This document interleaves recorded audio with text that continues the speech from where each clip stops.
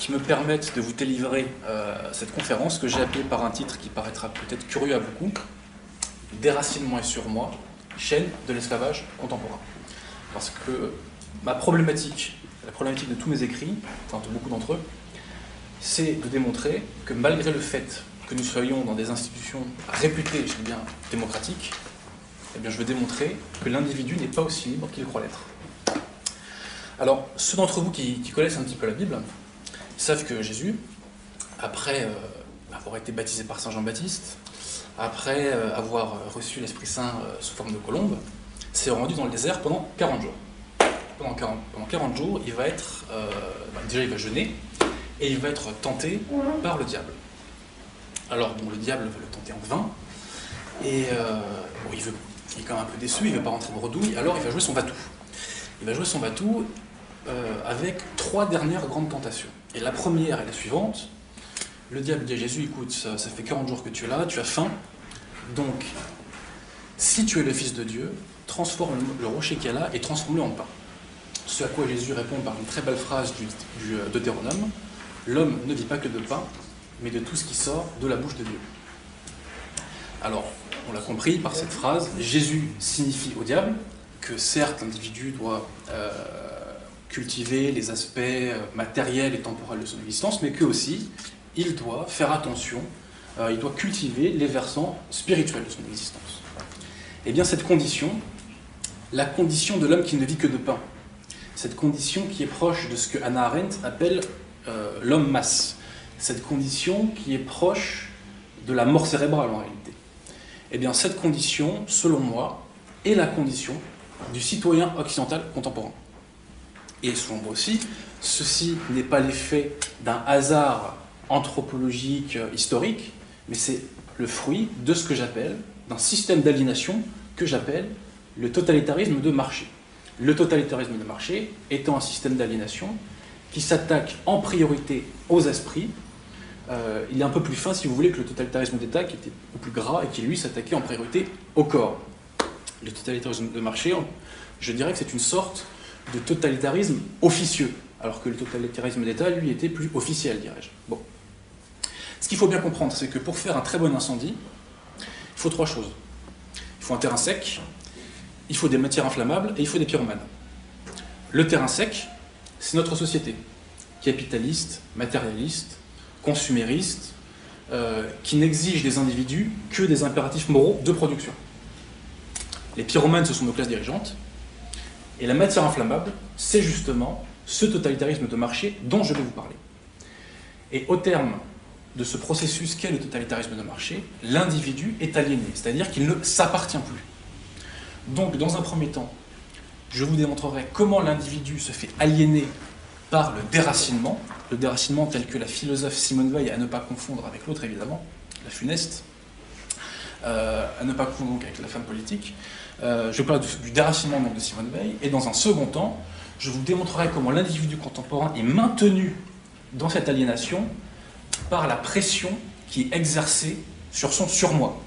Bon. Donc dans un premier temps, je vais vous démontrer comment l'individu se fait aliéner. Alors, cette assertion déjà ne va pas de soi. Elle est absolument inaudible pour une personne qui a une vision du monde telle qu'elle est délivrée par les grands médias ou par les grandes institutions de l'éducation nationale, type, je ne sais pas, universités, grandes écoles, etc. Si j'avais en face de moi une journaliste de l'ITélé ou un étudiant de HC, et que je lui dis aujourd'hui en France, en 2012, l'homme est aliéné, bah, très certainement il m'opposerait des sarcasmes, sourires moqueurs, haussements d'épaule, etc. Alors, de fait, il faut reconnaître que depuis 1789, s'est mis en place un nouveau système légal qui a fait table rase de tout l'ancien droit, et ce système légal était basé, il est toujours d'ailleurs, sur l'égalité en droit, ce qu'on appelle l'égalité formelle, sur l'abolition des privilèges, l'abolition des ordres, etc. Et progressivement, lentement, de décennie en décennie, s'est mis en place notre état de droit moderne. Et cet état de droit moderne fait bénéficier le citoyen d'un très grand nombre de libertés publiques. Et d'ailleurs, c'est fort de cette situation que notre classe politique, dans les années 80 du 19e siècle, sous la Troisième République, a commencé à qualifier notre régime de démocratie. Démocratie, ce que notre régime n'était pas. car comme l'explique le philosophe Alain, la démocratie réelle, j'insiste sur l'adjectif, la démocratie réelle, c'est le pouvoir qu'ont les gouvernés de contrôler les gouvernants. Alors que nous, dans notre système, notre pouvoir, c'est le pouvoir des gouvernés seulement de désigner les gouvernants. Ça, c'est la démocratie formelle. Or, on le sait bien, on connaît les institutions, on sait qu'une fois qu'un maire, un député, un sénateur, un président est élu, tout ce que vous voulez, il n'y a aucun contre-pouvoir légal qui permet au peuple de court-circuiter son action. Pourquoi? Parce que les mandats impératifs sont prohibés en droit français. Hein. C'est dans la Constitution de la Ve République, on interdit les mandats impératifs. Probablement, c'est depuis la Révolution, probablement parce que ça rappelait la forme des États généraux, parce qu'elle est à l'époque, sous l'Ancien Régime, lors des États généraux, les représentants avaient un véritable mandat impératif, c'est-à-dire que le peuple leur confiait une mission, et ils étaient là pour la réaliser, et rien d'autre. Aujourd'hui, c'est l'inverse. Les députés n'ont pas de mission, ils ne s'engagent sur rien, ils n'ont de compte à rendre sur rien, et s'ils ne tiennent pas leurs engagements, ou s'ils font A alors qu'ils avaient dit qu'ils feraient B, eh bien, ils n'ont aucune sanction légale. Il y a un auteur qui a écrit de très bonnes choses là-dessus, qui est très peu connu, enfin si, il est connu, mais pas en tant que ça, c'est André Tardieu, le président du Conseil sous la Troisième République. C'est un homme modéré, de centre-droit, classique, conventionnel, rien de sulfureux dans sa pensée, mais à la fin de sa vie, il s'est fait dégager par le Front Populaire, il était un petit peu amer, et il a écrit alors malheureusement, il n'a pas eu le temps d'aller au bout de son projet parce qu'il a eu des problèmes de santé, mais il a écrit 2 livres, 2 tomes qui s'appellent « La Révolution à refaire », où il explique bien son désenchantement par rapport aux institutions de la République, toutes ces mystifications, etc. C'est très bien écrit en plus, c'est un français classique impeccable, et vraiment je vous invite à découvrir cet homme. Donc aujourd'hui, dans nos institutions, nous n'avons pas la démocratie réelle. Avons-nous encore la démocratie formelle? Eh bien, depuis que les institutions européennes sont rentrées pleinement en vigueur, c'est-à-dire depuis l'acte unique, en gros, 86, les vrais gouvernants des peuples d'Europe, ce sont les commissaires européens. Or, les commissaires européens sont nommés par le Conseil européen et avalisés par le Parlement européen. Mais jamais le peuple n'intronise les commissaires européens par le suffrage universel. Les commissaires européens, donc, n'ont pas cette légitimité. D'ailleurs, les institutions européennes sont fondées sur la négation du suffrage universel et la négation de la séparation des pouvoirs. Donc, aujourd'hui, nous n'avons ni la démocratie réelle, ni la démocratie formelle. Alors maintenant, il faut être intellectuellement honnête, et il faut reconnaître que malgré tout, notre modernité a un véritable acquis politique, et cet acquis politique, c'est notre état de droit, qui nous fait bénéficier d'un très grand nombre de libertés publiques et individuelles. On les retrouve dans la Déclaration des droits de l'homme et du citoyen de 89, on les retrouve dans le préambule de la Constitution de 1946, dans la jurisprudence du Conseil constitutionnel, etc. Bon. Alors, arrivé à ce stade, on peut se dire que je suis en contradiction, puisque d'un côté je dis que l'individu est aliéné, mais de l'autre je dis que l'individu bénéficie d'un très grand nombre de droits et libertés. Et bien en réalité, il n'y a pas de contradiction, puisque l'aliénation de l'individu ne vient pas d'un système légal ou d'institutions publiques qui sont iniques, mais vient de l'action d'acteurs purement privés. Alors là, il faut se mettre d'accord sur un postulat. Mon postulat, c'est qu'il y a des classes dirigeantes, des classes dominantes, et que ces classes dominantes défendent leurs intérêts par des stratégies qui parfois sont perverses, mais qui tout le temps sont contraires à l'intérêt général. Alors, ce que je vous dis là est une évidence absolue pour toute personne qui a une culture historique digne de ce nom. Hein. On connaît... on peut prendre exemple, moi il y a un exemple que j'aime beaucoup qui est très significatif, c'est celui de l'aristocratie sénatoriale romaine. Où là vraiment, c'était des gens purement intéressés, et dès qu'il y avait quelqu'un qui menaçait un petit peu leur intérêt, ils passaient à la trappe en général. Par exemple, Gracchus qui voulait mettre en place un système agraire de petites propriétés pour les paysans romains, etc. Donc en somme, la propriété des sénateurs, une grande propriété sénatoriale était menacée, et Gracchus, il est mort, je ne sais pas dans les 24 heures, mais quasiment. Donc nous avions une classe dominante qui défendait ses intérêts par des stratégies qui sont parfois perverses, mais toujours, vous disais-je, contraires à l'intérêt général. Mais ce postulat, qui est une évidence absolue, pour toute personne un peu cultivée, est diabolisé par nos médias. Elle est diabolisée. Déjà, la simple idée qu'il existe une classe dominante qui n'a pas les mêmes intérêts que le peuple est diabolisée. Et par extension, on qualifie ce postulat de complotisme. C'est la théorie du complot. Or, c'est pas du tout ça. La théorie du complot, c'est quand on estime que la marche du monde résulte d'une ultra-planification des événements, et généralement cette ultra-planification est occulte. C'est pas du tout ça mon propos. Je dis juste qu'il existe des classes dominantes, et que ces classes dominantes défendent bec et ongle leurs intérêts sans demander leur avis au peuple. Bon. Alors pour appuyer mon argumentation, j'ai recours à un petit argument d'autorité que j'aime beaucoup, qui est Étienne de la Boétie. Étienne de la Boétie, comme vous le savez, c'était le meilleur ami de Montaigne. Et à l'âge de 18 ans, il y a de quoi être jaloux quand même, il a écrit un chef-d'œuvre de la philosophie politique qui est le discours sur la servitude volontaire. Alors dans ce livre, la problématique de la Boétie est la suivante. Il se dit Dieu a fait les hommes libres, les hommes sont libres, les hommes aiment la liberté, mais pourtant, partout, les hommes sont dans la servitude. Quelle que soit la civilisation, les siècles, partout, l'homme est dans la servitude. Alors comment expliquer cette contradiction? Comment expliquer que l'homme qui aime la liberté accepte cette servitude? Ou même, comment expliquer que cette servitude existe? Bon. Alors, la Boétie va trouver 3 causes à cette servitude. La première cause, c'est l'habitude. L'habitude fait que l'homme s'accoutume à tout. Et comme les hommes naissent très souvent dans la servitude, eh bien, ils s'accoutument. Et ne connaissant pas le simple goût de la liberté, eh bien, ils ne songent pas à aller la rechercher.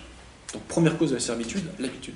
Deuxième cause, je cite la Boétie dans le texte parce que tout est dit, cette ruse des tyrans que d'abêtir leur sujet. Voilà.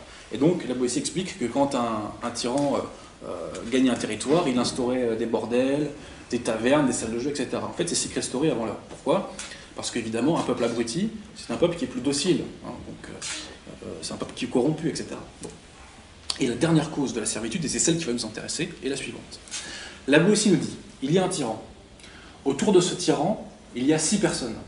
En dessous de ces 6 personnes, il y a 600 personnes. Et ces 600 personnes ont sous leur domination 6000 personnes. Ces 6000 personnes sont élevées en dignité. On leur donne le maniement des fonds publics et le gouvernement des provinces. Mais on ne leur donne pas par hasard, on leur donne pour qu'à point nommé, ils l'utilisent en faveur de ces fameux 600, de ces 6 et du tyran. La Boétie parle d'une chaîne ininterrompue. Et les membres de cette chaîne ininterrompue sont appelés les manches-peuples. C'est une très belle expression, je trouve, les manches-peuples. Donc la dernière cause de la servitude, c'est qu'il y a dans les sociétés un système véritable de manches-peuples qui instaure la servitude pour défendre les intérêts de cette fameuse chaîne ininterrompue, donc on peut dire de l'oligarchie des classes dirigeantes. Voilà. Donc, diaboliser l'idée qu'il existe des classes dominantes qui défendent leurs intérêts, ce n'est pas du complotisme, c'est accepter de voir la réalité telle qu'elle est partout sur la Terre depuis toujours. Et ceux donc qui diabolisent ce propos sont des gens, les médias, qui ne veulent pas que l'on voit la réalité telle qu'elle est, et j'ai envie de dire aussi l'histoire telle qu'elle est. Donc, les classes dirigeantes défendent leurs intérêts bec et ongles. Comment le font-elles au XXIe siècle? En Occident, je parle. Comment font-elles pour assurer leur domination au XXIe siècle? Eh bien, selon moi, c'est par cette stratégie que j'appelle le totalitarisme de marché. Mais avant de vous détailler ce qu'est le totalitarisme de marché, il faut se mettre d'accord sur une bonne définition du totalitarisme, parce que c'est un terme que très souvent on utilise, alors que dans notre tête, on a en réalité le mot dictature, c'est-à-dire un système qui prive purement et simplement les individus de leur liberté. Le totalitarisme, c'est pas tout à fait ça, selon moi. Je m'explique. Selon Hannah Arendt, qui a beaucoup écrit sur la question du totalitarisme, le totalitarisme, là il faut s'accrocher un petit peu, c'est une double dynamique de destruction de la réalité et des institutions sociales. Mais cette double dynamique de destruction ne peut se faire que si, préalablement, le peuple a été réduit à l'état de masse. Qu'est-ce qu'un peuple réduit à l'état de masse? C'est un peuple dans lequel les liens organiques sont rompus, les liens sociaux sont rompus, et les individus n'arrivent plus à s'inscrire dans des organisations qui défendent des intérêts collectifs, par exemple partis, syndicats, associations, etc., etc. Donc ça, c'est l'état de masse. Hannah Arendt nous dit donc, quand le peuple est réduit à l'état de masse, eh bien, il y a cette double dynamique de destruction de la réalité et des institutions sociales qui se déclenche. Moi, je pense qu'Hannah Arendt se trompe sur un point. Je pense qu'elle confond l'œuf et la poule. Elle confond les causes et les conséquences. Selon moi, ce n'est pas l'état de masse qui aboutit à la fameuse double dynamique de destruction, mais c'est justement la double dynamique de destruction de la réalité et des institutions sociales qui va réduire le peuple à l'état de masse. Donc pour moi, le totalitarisme, pour dire les choses plus simplement, c'est un système d'aliénation qui va réduire le peuple à l'état de masse. Voilà. Alors comment on réduit le peuple à l'état de masse? Selon moi, c'est en déstructurant l'individu. C'est en lui retirant tout référent culturel, politique, idéologique, spirituel, civique, et j'en passe et des meilleurs. Comme ça, l'individu est véritablement réduit à n'être une sorte de poisson rouge qui erre dans un espace social dans lequel il ne comprend rien et qui est donc condamné à subir une réalité parce qu'il ne la comprend pas, tout simplement. Donc, ce totalitarisme de marché va lui aussi déstructurer l'individu. Et il va le déstructurer en s'attaquant à son esprit. Comment va-t-il le faire? Selon moi, il y a deux grands piliers. Cette déstructuration de l'individu se fait par deux grands piliers. Le premier pilier, c'est ce que j'appelle un système de propagande à idéologie dominante. Et le deuxième, c'est ce que j'appelle la sous-culture mercantile anglo-saxonne, parce qu'il ne vient pas du Brésil. Hein. Bon. Alors, penchons-nous sur ces deux piliers. Tout d'abord, le système de propagande à idéologie dominante.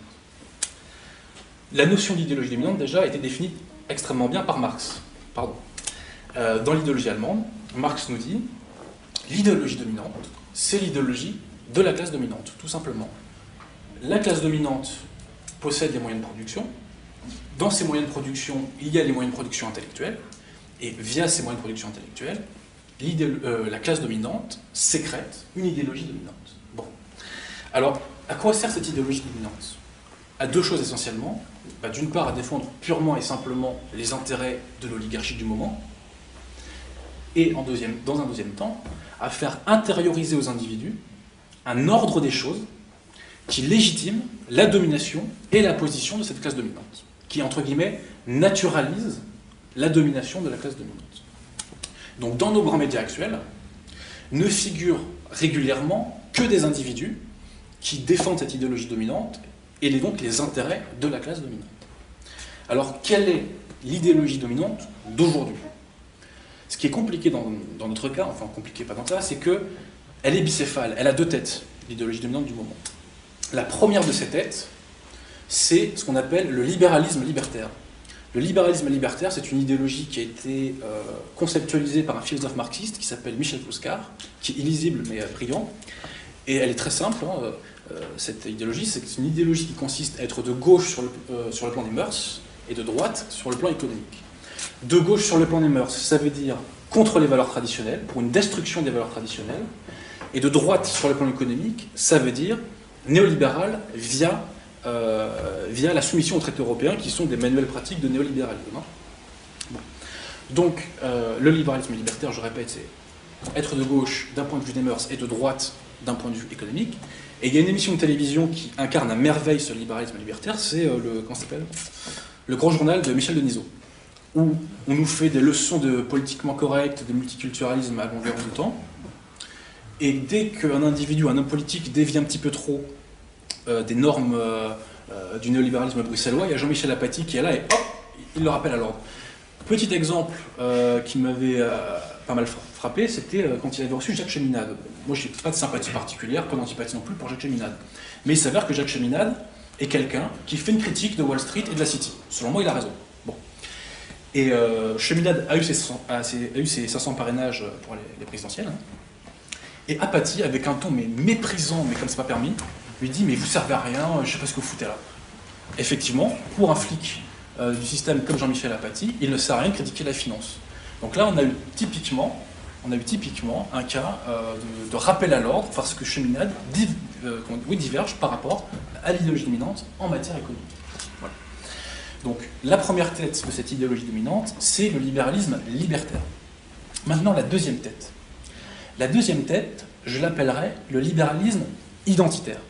Cette fois-ci, sur le plan économique, il est permis de faire une plus grande critique de la mondialisation néolibérale, mais d'un point de vue des mœurs en contrepartie, parce qu'il y a un prix à payer pour ça, c'est qu'il faut stimuler le choc des civilisations.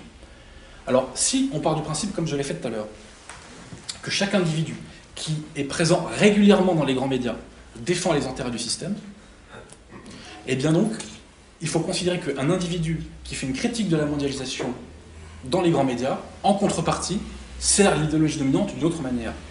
Et l'individu qui m'a fait évidemment comprendre cette présence du libéralisme identitaire, c'est Éric Zemmour. Éric Zemmour fait une critique de la mondialisation qui est globalement correcte. Et qui même c'est très bien qu'il la fasse dans les grands médias, je ne me plains pas. Mais en contrepartie de ça, on connaît son discours et on sait que des fois, il aime taquiner un petit peu les musulmans par des saillies, par des petites provocations, etc.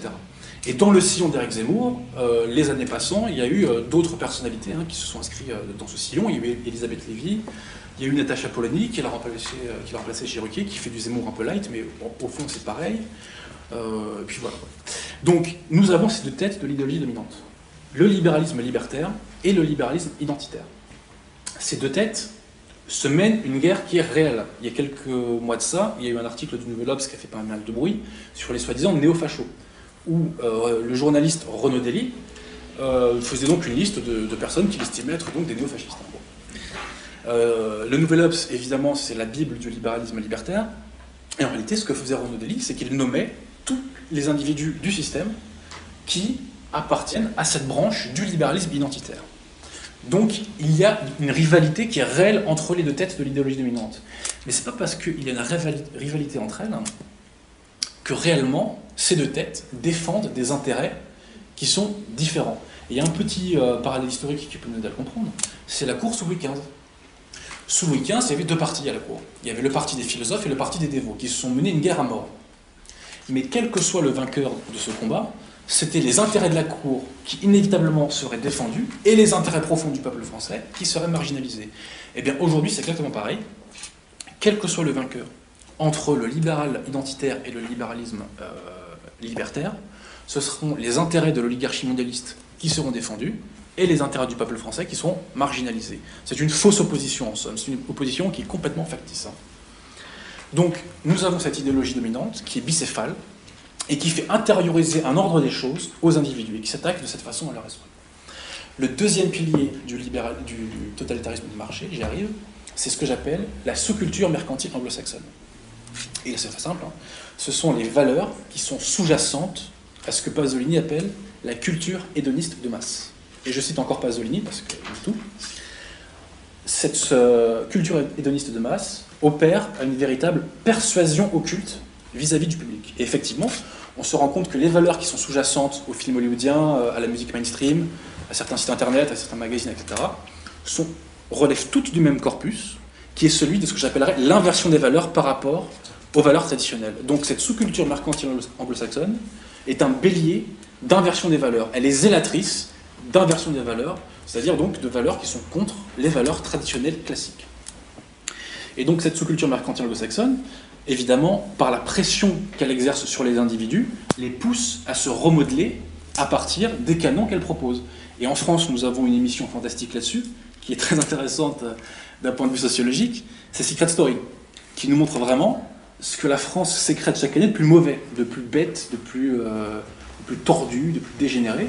Et les candidats de cette émission sont les personnes qui sont généralement des gens qui sont complètement déréglés, et si on les met en avant, si les médias les mettent en avant, c'est pas pour rien, c'est parce qu'on veut que la jeunesse refonde ses mœurs, ses attitudes, ses comportements à partir des modèles qu'elles ont à la télévision. Voilà. Ce n'est pas un hasard si chaque année, nous avons le même type de dégénérés, parce qu'il faut les appeler par leur nom, mais ce sont des braves gens, j'en doute pas, mais ce sont des gens complètement tordus.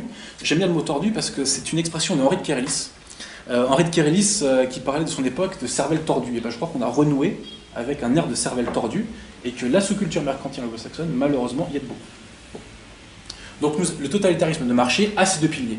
Un système de propagande à idéologie dominante, et ce que j'appelle la sous-culture mercantile anglo-saxonne. Ce que je prétends, c'est que la force conjuguée de ces deux piliers va produire dans la société une véritable destruction du sens.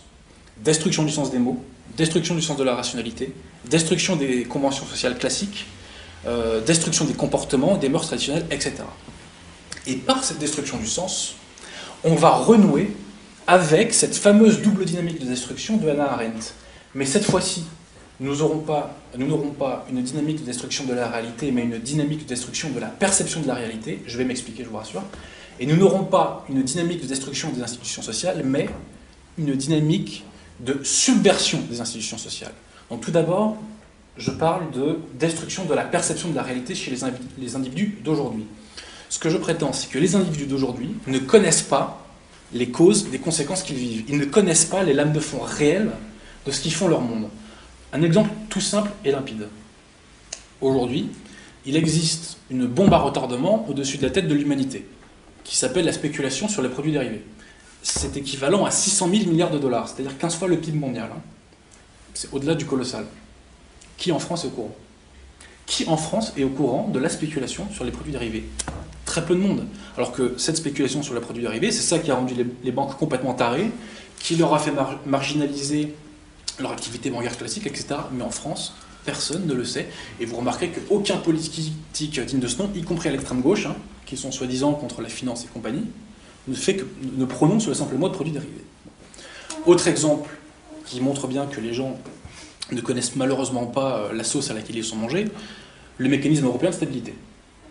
Le mécanisme européen de stabilité qui en France est au courant de son existence, qui en France est au courant de ses missions, qui en France est au courant de la nature véritablement dictatoriale de ces institutions. Personne.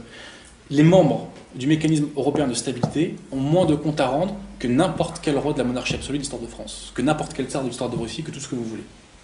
Ils sont surblindés juridiquement, ils n'ont rien à craindre, ils ont toutes les immunités qu'ils veulent, etc. Qui en France est au courant? Qui en France est au courant que tous nos flics du politiquement correct, du PS et de l'UMP, qui nous donnent des leçons de démocratie en permanence, ont validé cette institution qui, de fait, et de droit, est dictatoriale? Personne. Les gens n'ont pas la perception généralement de la réalité qu'ils vivent, ils ne comprennent pas le monde dans lequel ils vivent, ils n'y comprennent rien. Je pourrais faire beaucoup plus simple en parlant des institutions européennes. Nos institutions européennes sont objectivement antidémocratiques. Tous nos partis qui se prétendent républicains, démocrates et compagnie les valident depuis des décennies. Qui est au courant de cette contradiction dans le peuple français? Très peu de monde. Donc je dis que le peuple français aujourd'hui est victime d'une destruction de la perception de sa réalité. Et je précise que ceci n'est pas une fatalité historique.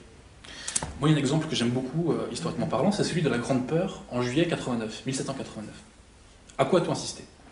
On voit des paysans qui, de prime abord, ne font que brûler des châteaux et s'attaquer aux nobles. En réalité, ce que voulaient faire les paysans pendant la Grande Peur, c'était mettre la main sur un document juridique qui s'appelait le terrier. Parce que dans le terrier étaient consignées toutes leurs obligations et leurs servitudes vis-à-vis du seigneur. Donc ce que voulaient faire les paysans, c'était simplement détruire la preuve de leur servitude vis-à-vis du seigneur. Donc tout un culte qu'ils étaient, ils ne parlaient pas français, etc., mais ils avaient une conscience sociale extrêmement aiguë. Comparé à notre citoyen d'aujourd'hui, il n'y a pas photo. Donc il y a une destruction de la perception de la réalité. Ensuite, j'arrive à l'autre branche de la dynamique de destruction, qui est la dynamique de subversion de nos institutions sociales.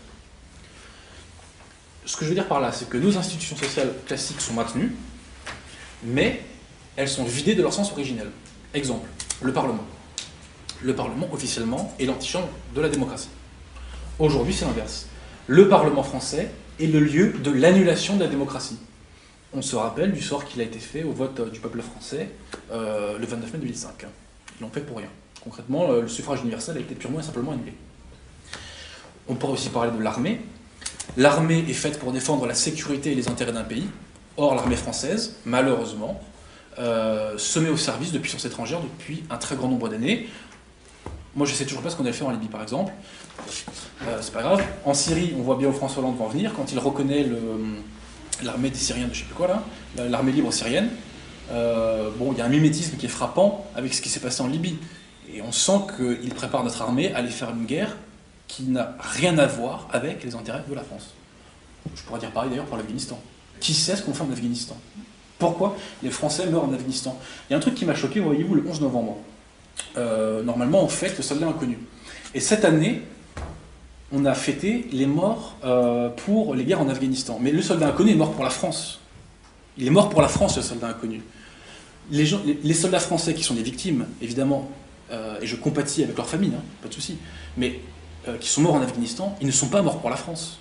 Qui croit sincèrement qu'ils sont morts pour la France? Mais personne, c'est des conneries tout ça. Enfin bref. Donc l'armée ne défend pas les intérêts de la France. L'école. L'école est censée être un lieu de transmission des valeurs. Qui croit encore que l'école aujourd'hui transmet les valeurs? L'école aujourd'hui, tout le monde le sait, c'est une garderie. Petit exemple, j'ai rencontré il y a quelques mois de ça un prof de maths, je crois qu'il était à Villetaneuse. Et il me raconte, il arrive en cours, et les élèves disent: monsieur, il fait oui, on ne travaille pas aujourd'hui. Ah bon? Mais si, on va quand même bosser. Non, non, on ne travaille pas aujourd'hui. Ah ok, bon, on ne travaille pas. Alors, naïf que je suis, je lui dis, bah, et les parents ils disent quoi? Et bon, le mec, il éclate de rire parce que les parents sont complètement dépassés, pouvoir, ils en ont rien à foutre. Hein. Voilà. On pourrait parler des syndicats. Quand je parle des syndicats, je précise, je parle des états-majors syndicaux et pas de la base. Hein. La base est dévouée elle fait ce qu'elle peut pour limiter la casse au niveau social. Moi, j'ai bossé avec eux dans le monde professionnel, c'est souvent de très braves gens. Mais force est de constater que les états-majors syndicaux sont globalement ce qu'on appelait autrefois des jaunes. C'est-à-dire que concrètement, ils ne sont pas du tout dans une logique de lutte de classe. Alors que la lutte de classe n'a jamais été aussi violente qu'aujourd'hui, et aussi évidente qu'aujourd'hui, j'ai envie de dire. Donc, toutes nos institutions sont maintenues, elles existent encore, mais elles sont vidées de leur sens originel, voire même leur sens originel est retourné. J'aurais pu parler aussi de l'Église. Les églises, je parle aussi des orthodoxes, des chrétiens, etc., des protestants. Le but de l'Église, c'est de sauver nos âmes. La mission de l'Église, c'est de sauver nos âmes et de nous faire gagner le royaume des cieux. C'est peut-être ringard comme position, c'est la mienne. Or, aujourd'hui, force est de constater que l'Église se donne pour mission de donner des leçons de politiquement correct ambiant. Quelle est la différence entre SOS Racisme et Benoît XVI? Très peu. Sur les Roms, très peu. Il n'y en a pas. Il n'y en a aucune. Donc, il y a un livre d'ailleurs qui fait bien comprendre cette dérive de l'Église, c'est Sous le soleil de Satan de Bernanos. Dans Sous le soleil de Satan, le thème principal, c'est une lutte d'un abbé contre Satan. Bon. Parallèlement à ça, il y a l'histoire d'une petite fille de 15 ans qui s'appelle Mouchette. Et cette Mouchette va, par accident, tuer un de ses amants. Elle avait beaucoup d'amants d'ailleurs, mais par accident, elle va tuer un de ses amants. Bon. Alors, vers le milieu du roman, prise de remords, Mouchette va se trancher la gorge. Ayant tué quelqu'un, selon les codes chrétiens, elle est censée aller en enfer. Donc Mouchette se tranche la gorge. Elle agonise sur son lit de mort. Autour d'elle, le médecin du village, qui est lui aussi d'ailleurs son ancien amant, sa famille, d'autres ecclésiastiques, etc. Bon. Et Mouchette, qui est sur le point de mourir, veut aller à l'hôtel pour l'expiation. Elle veut expier. Et tout le monde, le réflexe de tout le monde, c'est mais qu'est-ce que tu racontes? Mais c'est pas la place, l'église, c'est pas pour les assassins comme toi, enfin arrête de dire des conneries, etc. Arrive à ce moment le héros de l'histoire, qui est l'abbé Donnissan, qui lui est un authentique chrétien, et qui veut à tout prix sauver l'âme de cette petite fille, et qui donc s'empare de son corps ensanglanté, agonisant, et puis en plus elle raconte n'importe quoi, et à la force de ses bras, il l'emmène devant l'autel, et Mouchette expie ses crimes, et on peut supposer qu'elle a sauvé son âme. Voilà. Et quelle est la réaction de la hiérarchie de l'Église? Elle envoie Donnissan à l'asile. Tout est dit. Et pour moi, Bernanos a anticipé Vatican. Il a anticipé cette abdication de la vérité révélée, il a anticipé l'abdication de la vocation céleste de l'Église. Voilà. Donc nous conservons des institutions sociales, mais elles sont vidées de leur substance. Et par cette double dynamique de destruction de la perception de la réalité, et par cette subversion des institutions sociales, eh bien se propage dans la société, nous y arrivons, ce fameux déracinement que Simone Veil a identifié. Qu'est-ce que l'enracinement d'abord, selon Simone Veil? Selon Simone Veil, un individu est enraciné quand il participe à l'existence de sa collectivité. Mais il ne participe à l'existence de sa collectivité que quand il se situe dans le sillon du passé de cette collectivité, que quand il se nourrit du passé de cette collectivité. En fait, le message de Simone Veil, c'est qu'il est inepte d'opposer le présent et le passé, puisque le passé est la condition du présent. La condition du présent, je cite Simone Veil, c'est l'assimilation des trésors du passé.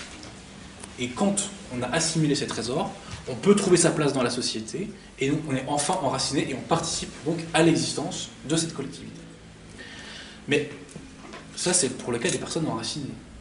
Les personnes qui, elles, sont déracinées, et qui ne participent donc pas à l'existence de cette collectivité, souffrent de ce que Simone Veil appelle une inertie de l'âme. Et là-dessus, je poursuis. Cette inertie de l'âme se traduit par une inertie politique. L'individu donc contemporain, l'individu déraciné, est amené à un stade de véritable inertie politique. Il passe de la condition de sujet à objet. Il est réduit à l'état de choses inerte et passive. Il devient ce que j'appelle en bouquin de la chair sans âme, tout simplement. L'individu déraciné, l'être déraciné, en droit est toujours un homme libre, il bénéficie toujours de ses libertés fondamentales, mais en fait, il est un esclave parce qu'il a perdu sa faculté d'usage de sa liberté. De fait, il est sans liberté, alors que théoriquement, il en bénéficie. L'individu contemporain déraciné a sa vie qui est, qui a pour moteur ses pulsions, divers conformismes sociaux, alors que cet individu devrait avoir pour moteur un exercice souverain, conscient et réfléchi de ses libertés. L'être déraciné n'est pas esclave parce que la liberté lui est interdite, l'être déraciné est esclave parce que la liberté lui est impossible, parce qu'il n'a pas trouvé dans la société la place qui lui permettrait de réaliser sa liberté. Et notre société, au jour d'aujourd'hui, donc ce déracinement frappe absolument toutes les classes sociales. Et l'être déraciné a plusieurs visages. J'en ai 3-4 en tête. Celui qui me tient le plus à cœur, c'est celui de tous ces travailleurs qui bossent entre 8 heures et 10 heures par jour, qui se mangent 1 heure ou 2 heures de transport en commun, mais qui n'ont rien d'autre à faire de leur temps libre que de regarder la télé en moyenne 4 heures par jour. Ça, c'est l'esclavage absolu. Bon.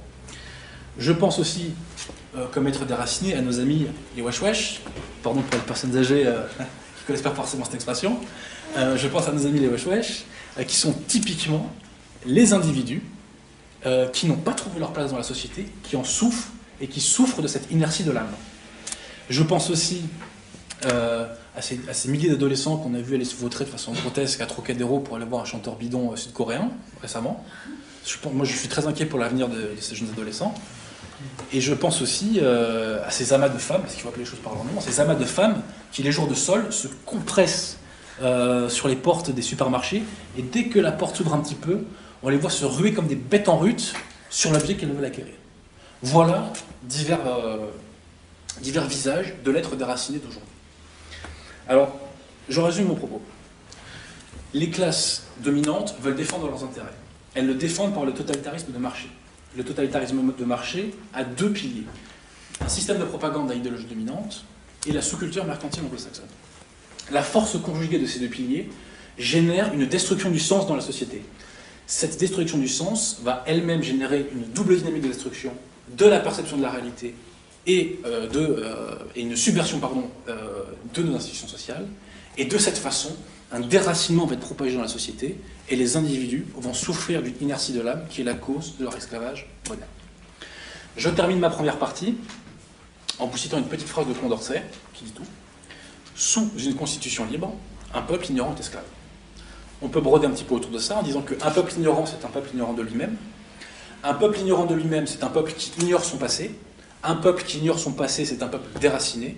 Un peuple déraciné, c'est un peuple aliéné, c'est un peuple esclave. Voilà.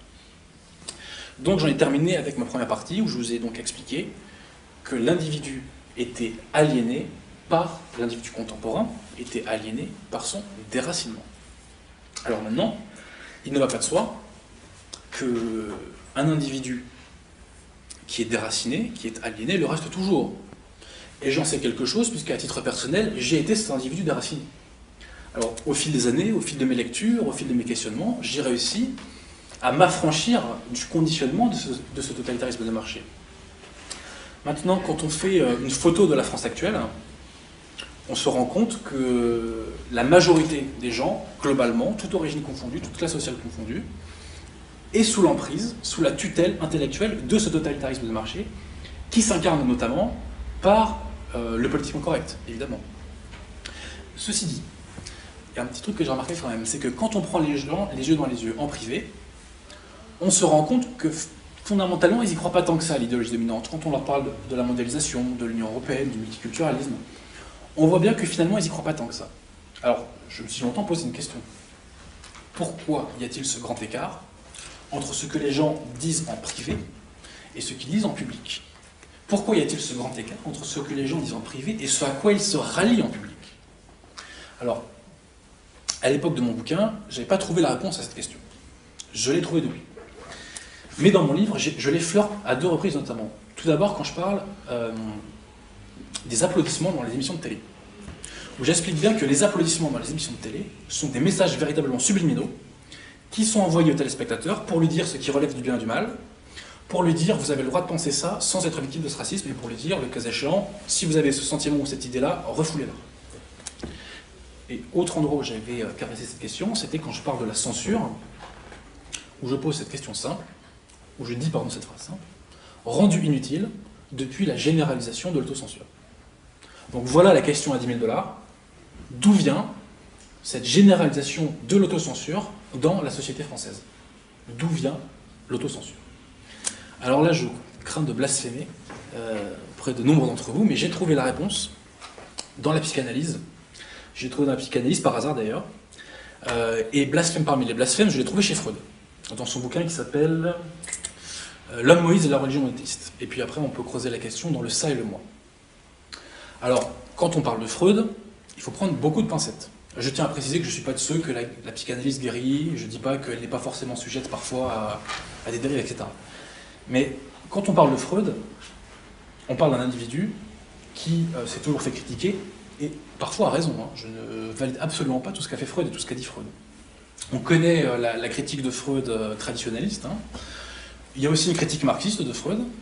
Et puis on se rappelle, il y a 2 ans de ça, Michel Onfray qui avait fait un bouquin contre Freud, qui est très bon d'ailleurs, c'est un très bon livre, très bien écrit pour un bouquin écrit en 2010, j'ai envie de dire. Il montre bien les vices un peu ridicules de Freud, parfois les limites de sa pensée, ses contradictions, etc. Mais je me suis posé la question, pourquoi Michel Onfray conchit à ce point Freud? Et j'ai trouvé la réponse, c'est parce que Michel Onfray se revendique de la philosophie des Lumières. Or, qu'est-ce que la philosophie des Lumières?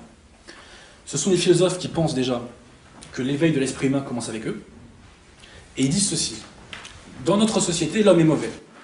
L'homme est mauvais parce que les institutions sont mauvaises.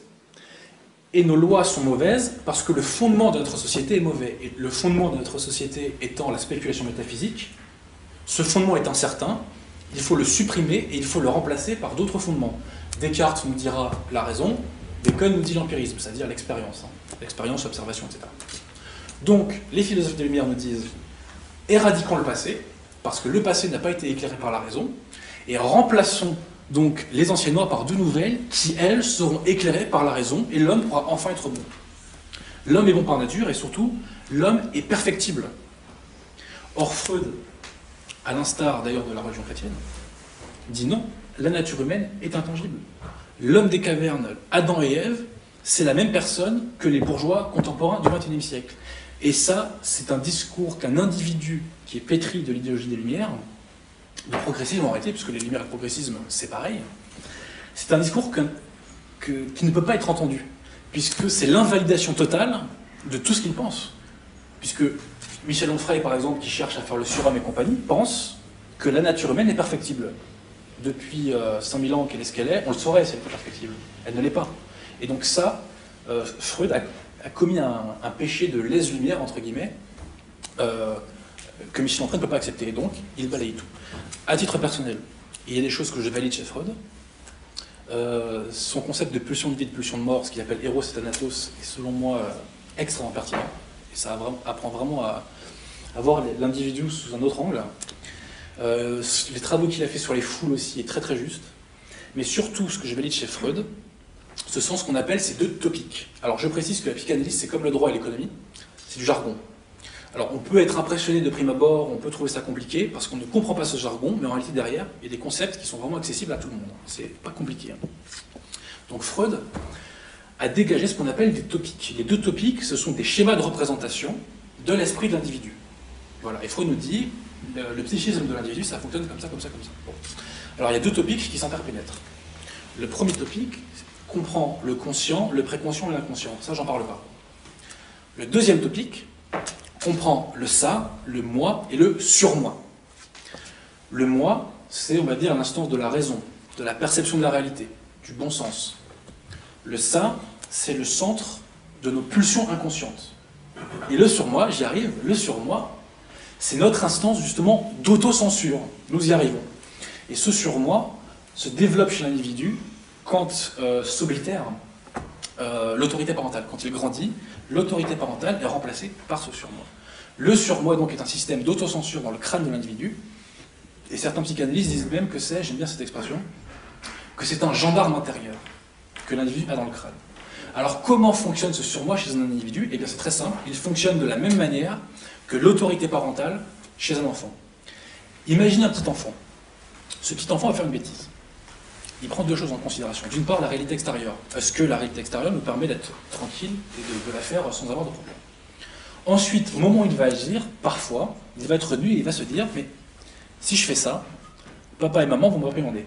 Donc, je refoule mon idée initiale et je ne fais pas ma bêtise. » Son autorité parentale lui a émis une objection qui a tenu son moi en respect et qui lui a fait refouler sa pulsion. Le surmoi fonctionne exactement pareil. Le surmoi émet des objections au moi, et le moi donc accepte sa soumission au surmoi. Freud utilise une image pour parler de ça, il parle d'une garnison dans une ville. Il explique que le surmoi, c'est la garnison qui tient la ville en respect. Voilà. Alors on va prendre un petit exemple pratique pour illustrer ce surmoi. Imaginons 4 personnes. 4 personnes au travail qui déjeunent. 3 de ces personnes sont bec et ongles pour l'immigration. Et une de ces personnes, elle, est contre, parce qu'elle estime, à l'instar de votre serviteur, que la France, compte tenu de sa situation économique, ne peut pas continuer de recevoir chaque année l'équivalent de la ville de Toulouse en personnes pauvres. Alors, la question, ces 4 personnes discutent. Et les 3 personnes qui sont pour l'immigration parlent de l'immigration et disent non, on est pour, il faut continuer, allons-y. La question est de savoir si la personne qui est contre l'immigration va oser leur porter la contradiction publiquement, enfin publiquement, dans leur cercle. Et très souvent, la réponse sera non. Pourquoi ? Comme pour le petit enfant, d'une part, il a estimé que la réalité extérieure lui était défavorable, puisqu'il est 3 contre 1. Et ensuite, parce que son surmoi va lui dire ne critique pas l'immigration publique. Et donc, très souvent, il va s'auto-censurer et il va refouler sa pulsion, qui de prime abord aurait été de porter la contradiction à ses 3 collègues. Voilà. Alors, pourquoi son surmoi l'autocensure dans cette direction-là ? Comment naît un surmoi chez un individu précisément ? Comment il se dessine ? Et c'est très simple, le surmoi se dessine chez un individu en fonction des normes qu'il intériorise. Et donc le surmoi voudra faire respecter les normes qu'il a intériorisées. Nos médias dominants nous disent, enfin la fibre libérale libertaire de nos médias dominants nous dit « soyez pour l'immigration », et bien le surmoi des individus, très souvent, est donc pour l'immigration, et on sait que publiquement, on peut être victime d'ostracisme si on se prononce contre l'immigration. Donc le surmoi, je le répète, c'est un gendarme intérieur, c'est un flic littéralement qu'on a dans la tête. Donc là où je veux en venir en vous disant ça, c'est que nos grands médias, quand ils diffusent des informations, ils diffusent en même temps des normes. Et les individus qui écoutent la télé, la radio, qui lisent la presse écrite, etc., malgré eux, s'imprègnent de ces normes, ils les intériorisent. Et en eux se constitue ainsi un surmoi. Et ce surmoi aura la couleur politique des normes qui sont diffusées par les grands médias. Et donc, les individus vont avoir dans leur tête un surmoi mondialiste, un surmoi qui défend l'idéologie dominante. Et quand un individu aura une pulsion de dissidence, aura une pulsion de dérogation par rapport à l'idéologie politiquement correcte, son surmoi va lui dire non, marche droit, ne dévie pas. Quand un individu va commencer de s'affranchir de son conditionnement, de sa condition d'aliéné, eh bien son surmoi, lui, le rappellera à l'ordre et lui dira « Non, tu restes là, tu ne bouges pas ». Tout à l'heure, je vous ai dit que je m'étais affranchi de ma condition d'être déraciné. Comment j'ai fait ? C'est très simple, c'est parce que je me suis mis à lire beaucoup. Alors d'une part, j'étais moins soumis aux grands médias, j'intériorisais moins les normes que les grands médias m'envoyaient, et d'autre part, j'intériorisais des normes qui venaient d'une autre source, de mes lectures, et donc j'avais comme tout le monde, beaucoup de jeunes de ma génération, un surmoi mondialiste, et bien ce surmoi mondialiste, petit à petit, s'est érodé, et je l'ai troqué pour un surmoi plus patriote, plus chrétien, plus enraciné, tout simplement. La morale de l'histoire, c'est que il est de toute urgence de diffuser autant que se peut autour de soi des informations qui sont contraires à cette idéologie dominante pour que petit à petit s'érode ce surmoi mondialiste qui met littéralement en tutelle l'esprit des gens, qui est, je le rappelle, un flic qu'ils ont dans la tête et qui leur empêche de considérer la réalité, déjà de voir la réalité, de la prendre en considération et d'agir contre cette réalité. Donc ce surmoi, je le dis, c'est une véritable chaîne de notre esclavage, qui nous empêche, qui empêche la plupart des gens de s'affranchir du conditionnement ambiant. Je n'ai maintenant terminé. Je terminerai mon propos par une phrase de saint Paul que j'aime beaucoup. C'est une phrase que j'ai mis en épigraphe dans mon livre, et elle est tirée des Épîtres aux Corinthiens, si je ne dis pas de bêtises. Saint Paul leur disait donc, cette phrase, je précise, peut être entendue d'un sens temporel et spirituel. C'est la magie du bonhomme. Saint Paul disait donc, « Si quelqu'un parmi vous croit être sage à la façon de ce monde, qu'il se fasse fou pour devenir sage, car la sagesse de ce monde est folie aux yeux de Dieu. » Je vous remercie de votre attention.